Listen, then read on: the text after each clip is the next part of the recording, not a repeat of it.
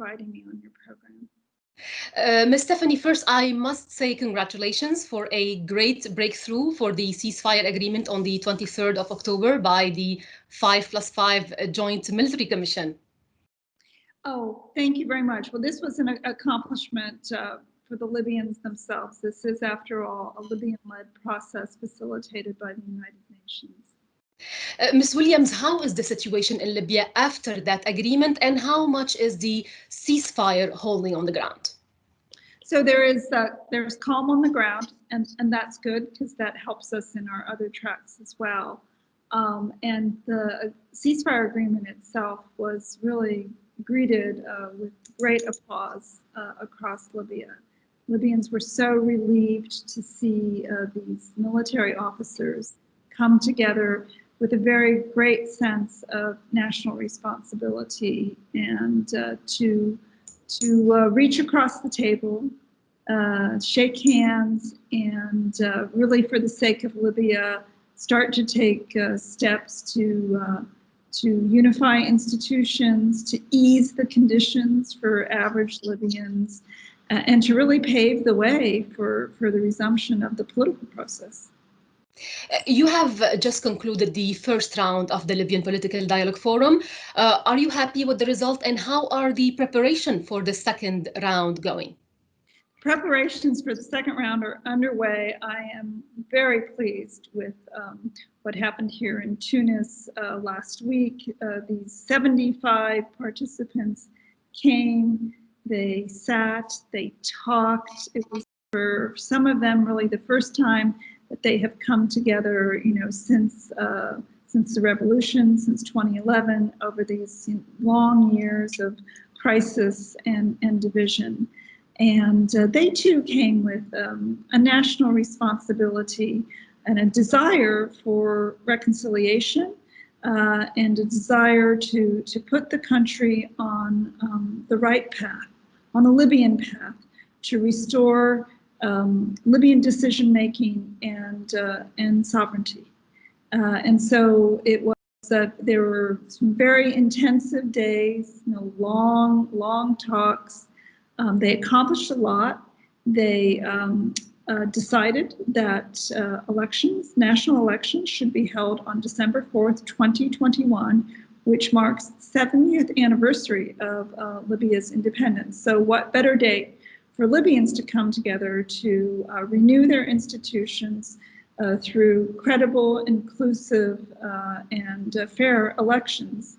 So that was a real milestone in the talks last week. They also agreed a national roadmap for a preparatory period leading up to elections. They agreed the prerogatives of a reformed presidency council and a separate premiership and a unity government. And they also agreed the eligibility criteria for candidates to these positions. And I am really pleased to say that, of the 75 participants, the women's bloc, the women's participants really stood out. They came together as a bloc. They, fairly early on in the process, started working on a statement that they then issued, outlining really a series of principles and recommendations for improving women's participation in the political process and in governance. And they called for the much needed and better representation of women in Libya's political life, and for the state to fulfill its international commitments regarding the rights and protection of women. They demanded that women should account for no less than 30% of the leadership positions in the reformed executive authority. And that was also echoed in the roadmap, which was consensually agreed by the participants on the last day. So this all really attested to the very strong role that women have played in this dialogue, and generally, of course, as peacemakers. Ms. Williams, you just mentioned the election. The 75 Libyan representative to the LPDF consensually agreed on a roadmap for a credible, inclusive, democratic national election to be held on the 24th of December 2021. I want to know what role will UNSMEL play in it? How would UNSMEL facilitate it? So, of course, we support the Higher National Elections Commission, which is the national sovereign body in Libya that is charged with organizing elections. We have a long-standing relationship with the HNEC in terms of providing them support. We also, work directly with the authorities in the Government of National Accord to ensure that they support the HNEC through funding its operations. And I'm pleased to say that the Government of National Accord, yesterday has announced that they will begin this much-needed financing of the HNEC. So we will, stand with the Libyans, stand with the Elections Commission as they undertake, the challenging work ahead to organize these much desired national elections. You also spoke about women. What is UNSMEL doing to ensure the representation and participation of Libyan women in the election, but also in the political Libyan scene in general? So we made sure that Libyan women were strongly represented in the political dialogue. They are also incorporated in the economic dialogue. And in terms of what we're doing, we are facilitating gender-sensitive, gender-inclusive legislation for, to be taken up by the Libyan parliament. And that will, we believe, better enable access for women candidates to office and those who will no doubt be running in the parliament.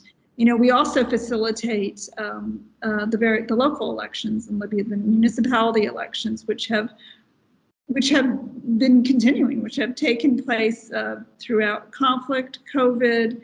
Libyans are determined, Libyan women and men are determined to have the franchise, to elect their representatives at all levels of government.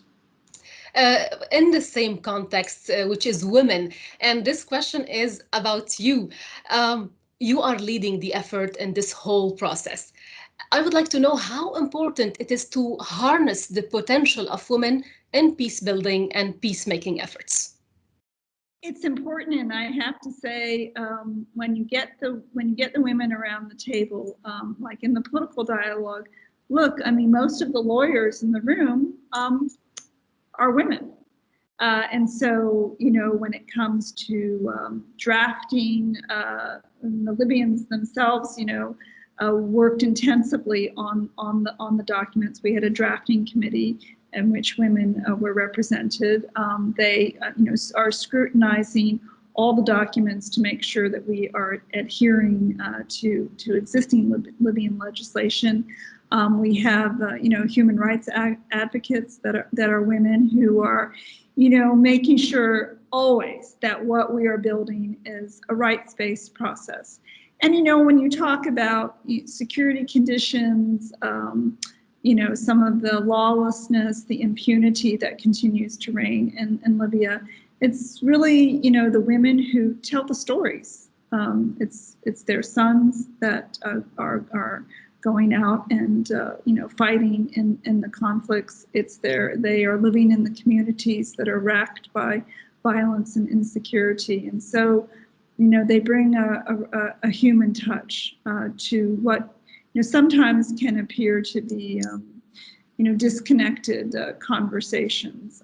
So look, I think they're literally worth their weight in gold when it comes to having women around the negotiating table. And in fact, I mean, I have to say, the men start to appreciate it as well. And the attitudes at the beginning of the meeting and at the end of the meeting, there's a marked difference and a recognition that women can be very effective peacemakers. Ms. Williams, we all know the question of oil impacts the Libyan economy. You met on the 16th of November with the parties in Berga, where you launched a process to unify the Petroleum Facilities Guard and a new project the Petroleum Protection Force. How would you describe the outcome of this meeting, and how will it help the economy in the country? So it was a historic meeting in a historic location. Brega in Libya's oil crescent is where oil first flowed in Libya in the 1960s.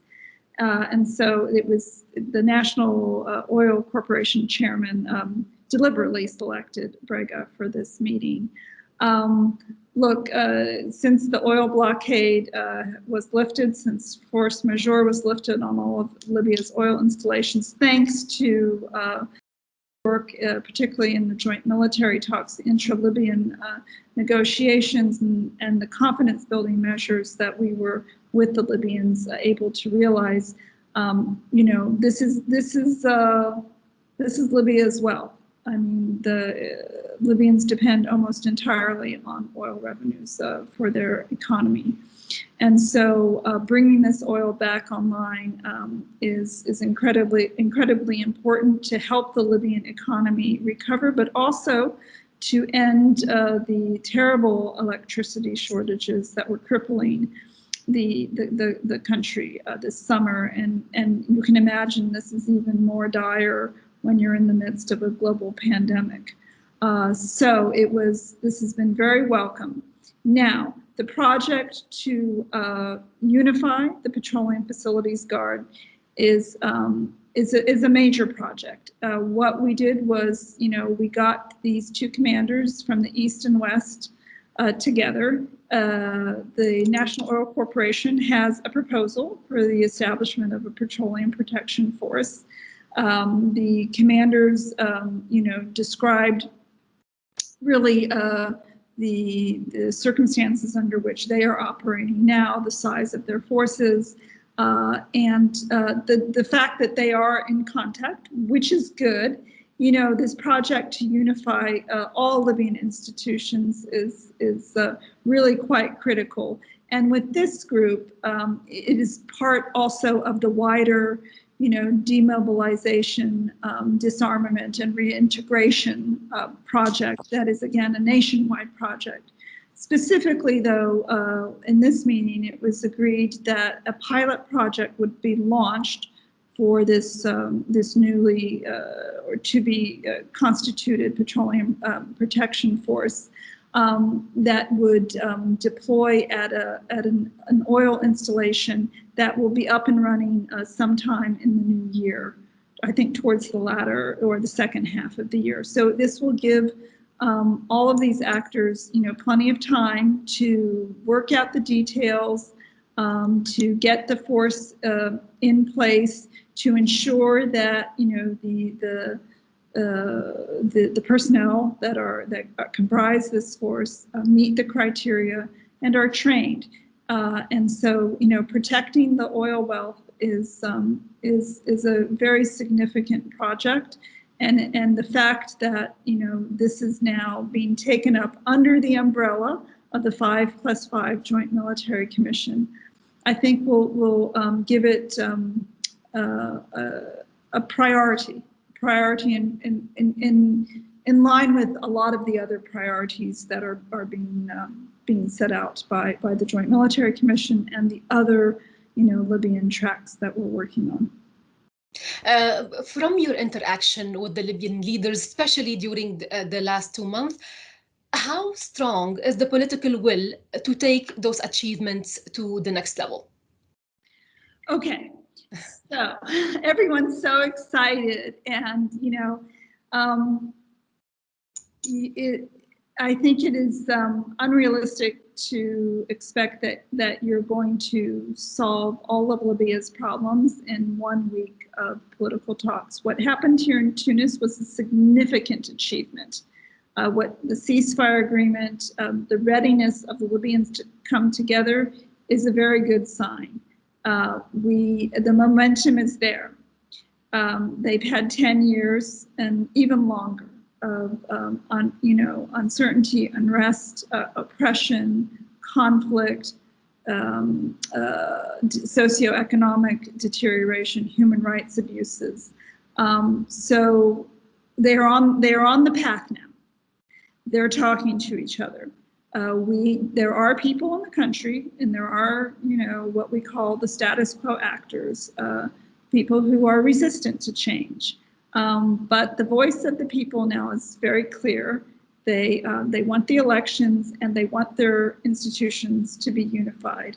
And that's, we in the international community, we should accompany the Libyans on this journey, and we should support them, and we should respect their requests. And I certainly hope that that's what all of the international actors are going to do. We have certainly received great support from the Security Council and from the Berlin process participants, and many other member states that are working on the Libyan file. You just mentioned some of the challenge that the Libyan are trying to overcome.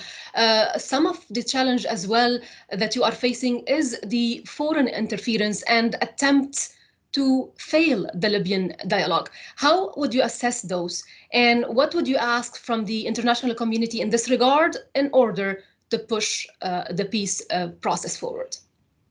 Well, look, on the military side, they have to abide by the arms embargo. So yes, there is calm on the ground. Yes, the Libyans are working through the details of the ceasefire agreement. And, they had a meeting in Sirte last week where they established the headquarters for the Joint Military Commission, and they announced plans to reopen the coastal road between Misrata and Sirte. And, this is very important for average Libyans. This is how they get around the country. This is how they visit their relatives in the east or in the west, and they prefer to take the coastal road. It's the fastest route. It's, and it's where it's the route on which, goods are delivered. It's a vital lifeline in the country. In order for the Libyans to be able to do, the parties to be able to do their part in moving military elements out of that area, the foreign elements also need this. This is in the ceasefire agreement. The foreign elements must also depart. All of this is in the context of respecting the arms embargo, not sending more military, equipment and weapons into the country. So, the Libyans have done their part, and the international community now needs to do its part. Ms. Williams, what message would you like to say to the Libyan leaders and Libyan people at this juncture?